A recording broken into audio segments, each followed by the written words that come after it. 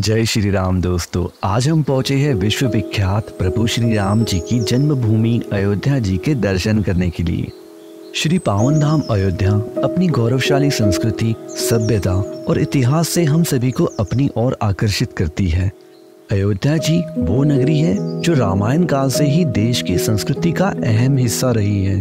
अयोध्या एक ऐसा स्थान है जहां धरोहर, समृद्धि और भक्ति का अद्भुत संगम होता है।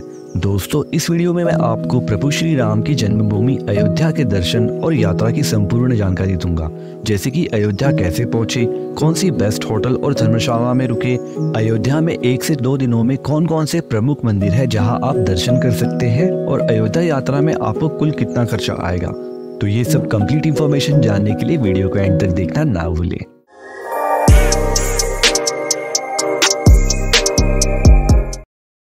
दोस्तों, अयोध्या को ऐतिहासिक रूप से साकेत के नाम से जाना जाता था। अयोध्या भारत के उत्तर प्रदेश राज्य में सरयू नदी के तट पर स्थित है। आपकी जानकारी के लिए बता दूं, अयोध्या 2 है। एक अयोध्या वो है जिसे पहले फैजाबाद बोला जाता था और दूसरी अयोध्या अयोध्या धाम है जहां राम मंदिर स्थित है। इन दोनों के बीच में टोटल 10 किलोमीटर की दूरी है। अयोध्या दिल्ली से 670 किलोमीटर, वही यूपी की कैपिटल लखनऊ से 135 किलोमीटर की दूरी पर है, जहां बाय रेल, रोड और एयरवेज से काफी आसानी से पहुंचा जा सकता है। बाय रोड आप दिल्ली से और यूपी में मेजर सिटीज जैसे लखनऊ, कानपुर, प्रयागराज, वाराणसी, गोरखपुर इत्यादि से यूपीएस आरटीसी की वॉल्वो बस पकड़कर काफी आसानी से अयोध्या पहुंचा जा सकता है, जिसका टिकट 400 से तो 1000 तक रह सकता है। वही बाय रेलवे जैसे कि मैंने बताया, यहाँ 2 अयोध्या है, तो फैजाबाद के स्टेशन को अब अयोध्या कैंट कहा जाता है।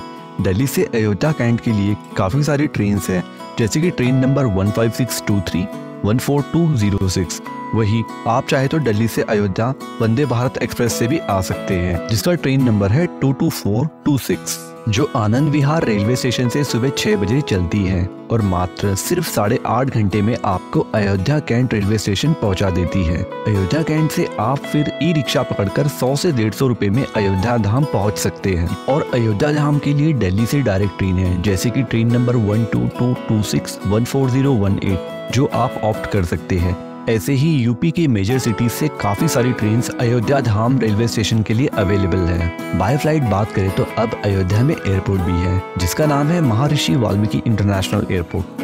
आप दिल्ली, मुंबई, चेन्नई, बेंगलुरु, कोलकाता से डायरेक्ट फ्लाइट पकड़कर अयोध्या पहुंच सकते हैं और बाकी सिटीज से कनेक्टिविटी कुछ इस प्रकार है। और एयरपोर्ट से अयोध्या धाम की दूरी 12 किलोमीटर है, जहां आप एयरपोर्ट से ई रिक्शा, ऑटो रिक्शा 250 से 300 रुपए देकर, वही टैक्सी के 500 से 700 रुपए देकर अयोध्या धाम पहुंच सकते हैं। अयोध्या तो हम पहुंच गए, लेकिन अब सवाल आता है हम हमारा स्टे कहाँ प्लान करें। दोस्तों, अयोध्या में अभी फिलहाल ज्यादा होटल्स नहीं है। जो भी होटल्स है वो मेन अयोध्या राम मंदिर से 2-3 किलोमीटर की दूरी पर है, जिसका कॉस्ट 2000 से 5000 या उससे भी ज्यादा रह सकता है। आने वाले समय में यहाँ आपको कई सारी होटल्स देखने को मिलेगी। अगर आप राम मंदिर की नियर बाय स्टे करना चाहते हैं तो आप यहाँ होम स्टे भी ऑप्ट कर सकते हैं, जो 1000 से तो 2000 तक रह सकता है। आप अपना स्टे हनुमानगढ़ी, तुलसी नगर या अयोध्या धाम रेलवे स्टेशन के पास वाले होम स्टेज में भी कर सकते हैं। दोस्तों, होम स्टे के अलावा मंदिर से 1 किलोमीटर के अंदर आप काफी सारी धर्मशाला ऑप्ट कर सकते हैं, जैसे श्री राधा मोहन कुंज, श्री जानकी महल ट्रस्ट, श्री राम सिंधु धाम धर्मशाला,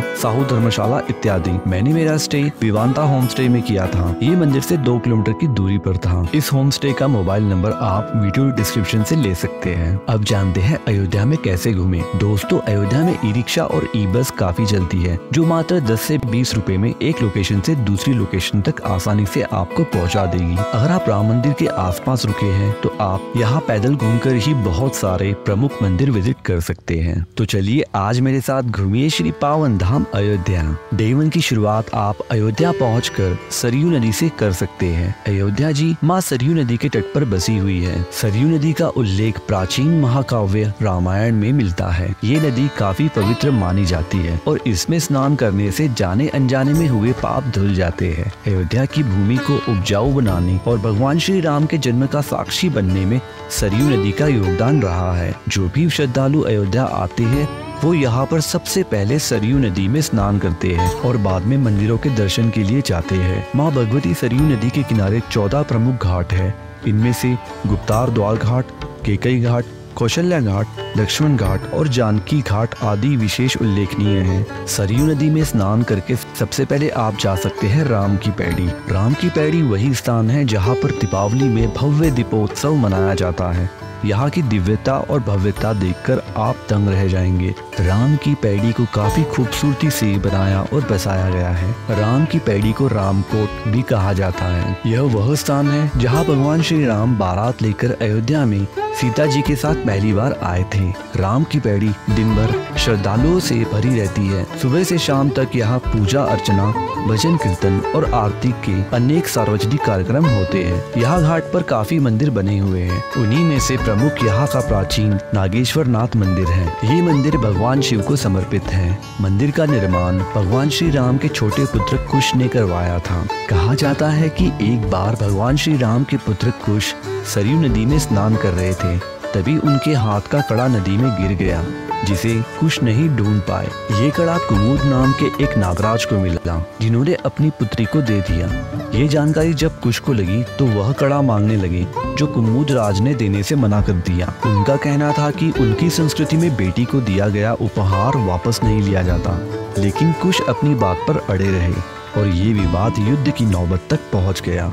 ये देख कुमुद राज ने भोलेनाथ से रक्षा की गुहार लगाई, जिसके बाद भगवान शिव प्रकट हुए और कुश को शांत किया, लेकिन विवाद फिर भी चालू था। ऐसे में भगवान शिव ने रास्ता निकाला।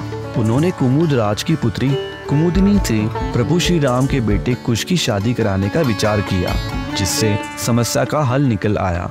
क्योंकि यहाँ भोलेनाथ जी स्वयं प्रकट हुए थे, तो वहीं पर कुश ने नागेश्वर नाथ मंदिर का यहाँ निर्माण किया। आज भी यहाँ अयोध्या आने वाले श्रद्धालु मठ मंदिर में दर्शन पूजन के साथ ही साथ शिव को जल चढ़ाना नहीं भूलते और कहते हैं यहाँ भगवान शिव के दर्शन किए बिना प्रभु राम के दर्शन अधूरे माने जाते हैं। दोस्तों, मंदिर में दर्शन करने के बाद यहाँ पुल पार करके 100 मीटर की दूरी पर आप लता मंगेशकर चौक पहुँच सकते हैं। यहाँ पर 40 फीट की विशाल वीणा स्थापित की गई है और ये अयोध्या का एक प्रमुख चौक है, क्योंकि लता मंगेशकर ने अपने 92 वर्षों के जीवन काल में कई गीत और भजन गाए हैं। उसे दर्शाने के लिए चौक के बीचों बीच में 92 कमल दल लगाए गए हैं। इसमें साउंड सिस्टम भी है, जहाँ लता मंगेशकर द्वारा गाए गए राम धुन 24 घंटे श्रद्धालुओं को अमर सुरीली आवाजों में सुनाई देती है। और लता मंगेशकर चौक से 1 किलोमीटर की दूरी पर स्थित आप हनुमानगढ़ी जा सकते हैं। हनुमान जी को अयोध्या का कोतवाल भी कहा जाता है। यहाँ की ऐसी मान्यता है कि प्रभु श्री राम जी के दर्शन करने से पहले हनुमानगढ़ी में हनुमान जी के दर्शन करना चाहिए। हनुमानगढ़ी को अयोध्या का प्रवेश द्वार भी कहा जाता है और इसी मंदिर के आसपास ही सभी मुख्य स्थल बने हुए हैं। मंदिर जाते समय आप यहाँ फूल माला और प्रसाद भी ले सकते हैं। ये लेने के बाद 76 सीढ़ियाँ चढ़कर आप हनुमान जी के अलौकिक दर्शन प्राप्त कर सकते हैं। जब प्रभु श्री राम ने अपनी जीवन लीला का समापन किया और वैकुंठ लोक की ओर जा रहे थे, तब राम जी ने हनुमान जी को अयोध्या की रक्षा के लिए आदेश देकर गए थे और तब से लेकर आज तक हनुमान जी यहाँ पर बैठकर पूरे अयोध्या की देखभाल कर रहे हैं।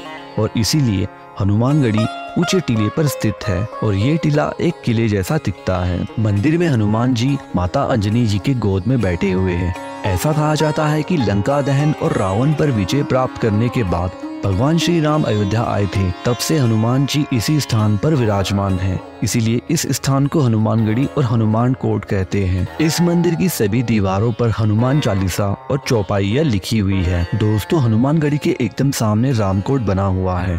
कहते हैं किसी समय में रामकोट अयोध्या का सबसे ऊंचा मंदिर गिना जाता था। रामकोट मतलब राम जी का किला। इसे राजद्वार मंदिर भी कहते हैं। रामायण और रामचरितमानस में राजद्वार का उल्लेख कई बार आता है और यही से रामकोट क्षेत्र की शुरुआत होती है। रामकोट से 100 मीटर की दूरी पर दशरथ महल बना हुआ है। इस महल का प्रवेश द्वार बेहद बड़ा और रंगीन है। कहा जाता है यहाँ राजा दशरथ का निवास स्थान हुआ करता था। इस सुंदर महल के अंदर आप श्री राम, लक्ष्मण और सीता की मूर्तियाँ देख सकते हैं और इसी परिसर में काफी संख्या में जमा होकर श्रद्धालु भजन कीर्तन करते रहते हैं। महल के टाइमिंग्स कुछ इस प्रकार है। कहा जाता है कि रानी कैकेयी ने कनक भवन को माता सीता को मुंह दिखाई में दिया था। अयोध्या आने वाले श्रद्धालु श्री राम जन्मभूमि के साथ कनक भवन भी विजिट करने आते हैं, क्योंकि ये भवन अपनी कलाकृति के लिए काफी प्रसिद्ध है। इसमें असंख्य दुर्लभ रत्न जड़े हुए हैं और मुख्य गर्भगृह में श्री राम और माता सीता की प्रतिमा स्थापित है, जिनके आप दर्शन कर सकते हैं। और आप इसके प्रांगण में जरूर बैठे। यहाँ गीत संगीत का आयोजन भी होता है, जो आपको सुख प्रदान करेगा। कनक भवन के टाइमिंग्स कुछ इस प्रकार है। कनक भवन से 250 मीटर की दूरी पर श्री राम जन्मभूमि स्थित है।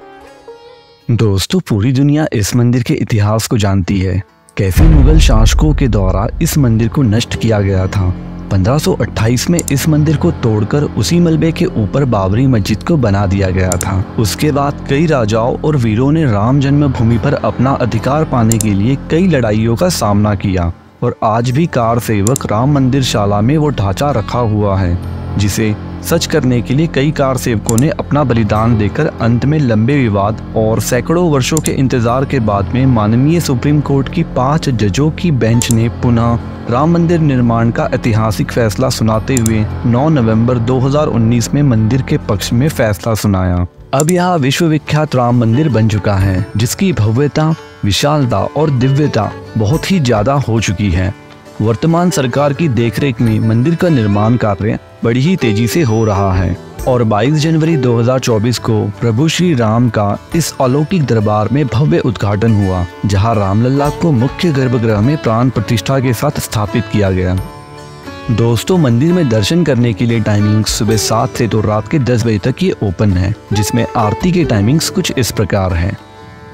दर्शन के पहले आपको सिक्योरिटी चेक्स जैसे बैग स्कैन इत्यादि से जाना होता है। यहाँ सामान रखने के लिए फ्री लॉकर्स भी अवेलेबल है। राम मंदिर में मोबाइल, कैमरा, इलेक्ट्रॉनिक आइटम्स लेके जाना अलाउड नहीं है, वो आप इसे यहाँ के लॉकर्स में रख सकते हैं।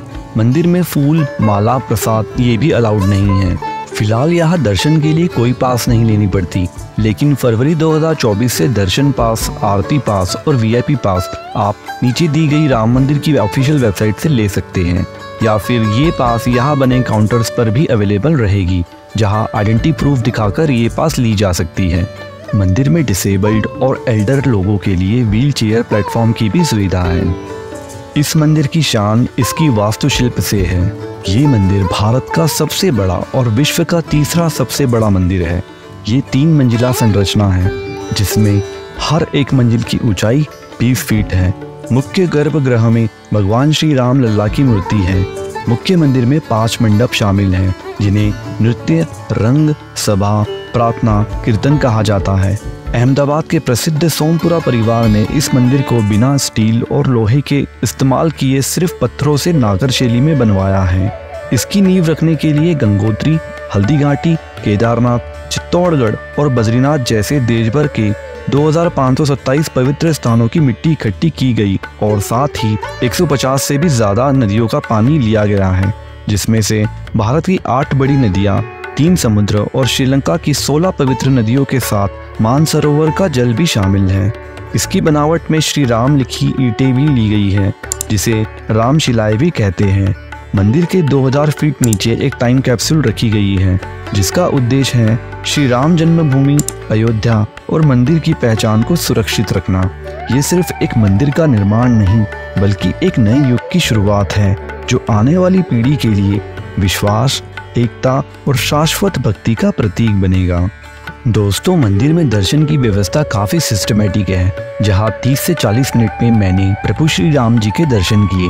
भव्य है, नव्य है, मंदिर ये दिव्य है, पूर्ण हो रहा वनवास है, जन्मों की अभिलाषा, कर्मों की परिभाषा, संघर्षों की गाथा महान है, संतों का अभिमान है, वीरों का बलिदान है, अधर्म के विरुद्ध संग्राम है, सृष्टि के कण-कण में सदियों से हर पल में गूंज रहा श्री राम नाम है। सियावर राम, राजा राम, जय जय राम, जय श्री राम। दोस्तों, रात के समय पर आप राम की पैड़ी में सरयू आरती में शामिल हो सकते हैं। यहाँ 7 बजे के बाद बड़े पर्दे पर रामायण भी दिखाई जाती है, जहाँ भक्त इन सीढ़ियों पर बैठकर इसे देखते हैं। और फिर उसके बाद यहाँ लेजर शो भी होता है, जिसमें मानो आप खो से जाएंगे। अयोध्या में हर साल अब दीपावली के दौरान दीपोत्सव भी होता है, जिसमें 2023 में 22 लाख से भी ज्यादा यहाँ दिए जलाए गए थे। तो आप दीपोत्सव के दौरान भी यहाँ आ सकते हैं। आप रात के समय पर यहाँ शॉपिंग, आर्टिफैक्ट्स और प्रसाद भी ले सकते हैं। फूड की बात करें तो आप अयोध्या में कचौड़ी सब्जी, कचौड़ी चाट और समोसा चाट ट्राई करना ना भूलें।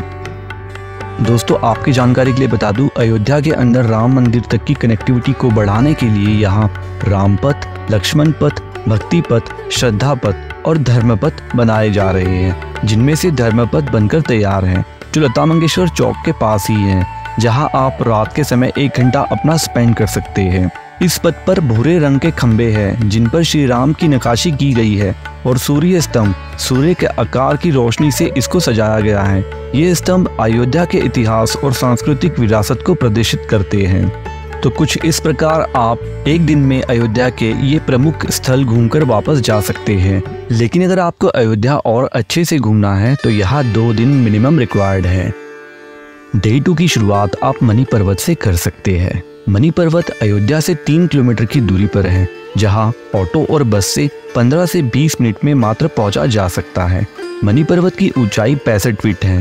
रामायण में इस बात का उल्लेख किया गया है कि जब भगवान राम के छोटे भाई लक्ष्मण को मेघनाथ ने युद्ध के दौरान घायल कर दिया था, तो संजीवनी बूटी लेने के लिए हनुमान जी को भेजा गया था। लौटते वक्त वे अयोध्या के आकाश से गुजर रहे थे, तब भरत जी ने शत्रु समझकर हनुमान जी पर वार किया था, जिसके चलते हनुमान जी यहाँ गिर गए थे। बाद में जब भरत जी को पता चला तो वे बहुत पछताए और हनुमान जी से क्षमा मांगी। फिर हनुमान जी पुनः उस पहाड़ को उठाकर जाने लगे। तब पहाड़ का छोटा सा हिस्सा यहाँ गिर गया था, जिसे मणि पर्वत कहा जाता है। कहते हैं कि मणि पर्वत ही संजीवनी वाला पहाड़ का टुकड़ा है। आप ये सीढ़ियाँ चढ़कर भगवान हनुमान जी के दर्शन कर सकते हैं। मणि पर्वत से उतरते टाइम यहाँ साइड में मुझे भक्तों द्वारा फेंका गया काफी सारा कचरा दिखाई दिया। फिर सोचना क्या था, मैंने डिसाइड किया ब्लेम करने का टाइम तो नहीं है, लेकिन हाँ एक्ट करने का टाइम जरूर है। सोचा क्यों ना इस प्यारी नगरी अयोध्या को कुछ वापस दिया जाए। फिर बस लग पड़ा यहाँ का कचरा साफ करने। दोस्तों आशा करता हूँ आप सभी एक रेस्पॉन्सिबल ट्रैवलर हैं, जो अपना कचरा यहाँ वहाँ ना फेंक के बल्कि उसको उसके राइट प्लेस यानी डस्टबिन में डंप करते हैं। मैंने यहाँ से ये ट्रैश कलेक्ट किया और उसको उसकी राइट प्लेस यानी डस्टबिन में डंप किया। मणि पर्वत से 12 किलोमीटर की दूरी पर आप भरत कुंड जा सकते हैं। पिता राजा दशरथ की मृत्यु के बाद उनके पिंडदान के लिए भरत ने नंदीग्राम में ही एक कुंड की स्थापना करवाई थी। इस कुंड को भरत कुंड के नाम से जाना जाता है। माना जाता है कि वनवास से लौटने के बाद भगवान श्री राम ने पिता दशरथ का पिंडदान भरत कुंड में ही किया था। इसीलिए भरत कुंड में किया पिंडदान गया तीर्थ के समान ही फलदायी माना जाता है। इसीलिए भरत कुंड को मिनी गया भी कहा जाता है। इस कुंड के बाहर ही भगवान राम सीता का प्राचीन मंदिर बना हुआ है। आप यहाँ 30 रुपए देकर इस कुंड में बोट राइड भी कर सकते हैं। ये बोट राइड मन को शांति प्रदान करने वाली थी, जिसे आपको जरूर ट्राई करना चाहिए। और कुंड से 200 मीटर की दूरी पर आप श्री भरत हनुमान मिलन मंदिर जा सकते हैं। यहाँ आपको भरत और हनुमान जी के मिलन की मूर्ति देखने के लिए मिलेगी। इसी के सामने भरत जी का प्राचीन मंदिर, श्री राम चरण पादुका, भरत गुफा और इत्यादि भगवानों के दर्शन कर सकते हैं। भरत कुंड से 15 किलोमीटर के बाद आप सूर्य कुंड जा सकते हैं, जहां एंट्री फीस 10 रुपए है। मान्यता है कि जब भगवान राम का राज्य अभिषेक हो रहा था, तब उस समय सारे देवता अयोध्या आए थे और उनमें से सूर्य देवता भी थे। सूर्य देवता दर्शन नगर के पास रुके थे, जिसको आज सूर्य कुंड के नाम से जाना जाता है। यहाँ एक सूर्य देवता का मंदिर भी है। इसी कुंड से भगवान सूर्य की प्रतिमा निकली थी, जिसके दर्शन पूजन करने से जीवन में आई तमाम परेशानियां दूर हो जाती है। और कहते हैं सूर्य कुंड के दर्शन किए बिना अयोध्या की यात्रा पूरी नहीं होती। दोस्तों सूर्य कुंड में आपको कई प्रकार के ये सुंदर फूल दिखाई देंगे, जिसे देख के आपका मन मोहित हो जाएगा। सूर्य कुंड के बाद आप गुप्तार घाट जा सकते हैं, जो 8 किलोमीटर की दूरी पर है। दोस्तों भगवान की स्मृतियों को समेटे रामनगरी अयोध्या में वैसे तो कई मंदिर और दर्शनीय स्थल हैं, लेकिन गुप्तार घाट की अपनी अलग ही विशेषता है। ये वो घाट है जहां भगवान श्री राम ने जल समाधि ली थी और अपने परम धाम चले गए थे। सरयू नदी के किनारे स्थित गुप्तार घाट पर कई छोटे छोटे मंदिर स्थित हैं। इस घाट पर जानकी मंदिर, पुराने चरण पादुका मंदिर, नरसिंह मंदिर और हनुमान मंदिर लोगों की आस्था का केंद्र है। घाट के पास ही मिलिट्री मंदिर, कंपनी गार्डन और अन्य मंदिर स्थित हैं। आप गुप्तार घाट में सरयू आरती और बोट राइड भी कर सकते हैं। दोस्तों कुछ इस प्रकार आप 2 दिनों में अयोध्या के प्रमुख स्थल घूम सकते हैं। इसके अलावा आप अयोध्या में स्वर्ग द्वार, तुलसी स्मारक भवन, वाल्मीकि रामायण भवन, त्रेता के ठाकुर, राम कथा पार्क, काले राम मंदिर भी जा सकते हैं। और अब रिसेंटली यहाँ जटायु क्रूज को भी शुरू किया गया है, जिसमें 70 यात्री नए घाट से गुप्तार घाट तक इस क्रूज में बैठकर अयोध्या के घाटों को देख सकेंगे, जिसका डिस्टेंस 18 किलोमीटर तक का होगा और टिकट 300 रुपये रहेगा और क्रूज रामायण थीम पर बेस्ड रहेगी। इस यात्रा का टोटल खर्चा 2 दिनों के लिए मुझे कुछ इस प्रकार आया। दोस्तों, आशा करता हूँ आपको ये वीडियो काफ़ी पसंद आई होगी, तो वीडियो को लाइक एंड ऐसी इन्फॉर्मेटिव टूर गाइड के लिए चैनल को सब्सक्राइब और कमेंट में जय श्री राम लिखना ना भूलें। अगर आपको राम मंदिर से जुड़ी कोई भी अन्य जानकारी चाहिए तो ज़रूर कमेंट करें, मैं आपकी कमेंट का ज़रूर रिप्लाई दूंगा। चलिए मिलते हैं अगली वीडियो में। अब मैं मेरी वाणी को देता हूँ थोड़ा सा आराम, मेरे साथ आप सब मिलकर बोलिए जय श्री राम।